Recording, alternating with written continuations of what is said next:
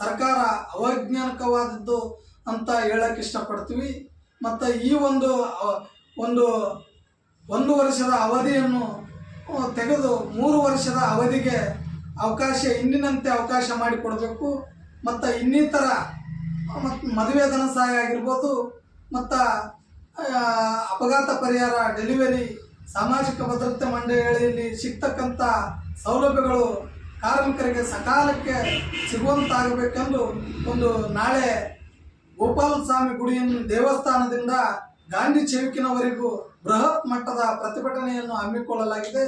ಈ ಪ್ರತಿಭಟನೆಯಲ್ಲಿ ಕಾರ್ಮಿಕ ವರ್ಗದ ಎಲ್ಲ ಕಾರ್ಮಿಕರು ಮತ್ತು ಗುತ್ತೇದಾರಗಳು, ಗೌಂಡಿಗಳು ಹಾಗೂ ಮಹಿಳೆಯ ಕಾರ್ಮಿಕರು ಹೆಚ್ಚಿನ ಸಂಖ್ಯೆಯಲ್ಲಿ ಭಾಗವಹಿಸಿ ಈ ಪ್ರತಿಭಟನೆಯನ್ನು ಯಶಸ್ವಿ ಮಾಡಿಕೊಡಬೇಕೆಂದು ಎಲ್ಲರಿಗೂ ನಾವು ವಿನಂತಿ ಮಾಡಿಕೊಳ್ಳುತ್ತೀವಿ ಬಂಧುಗಳೇ.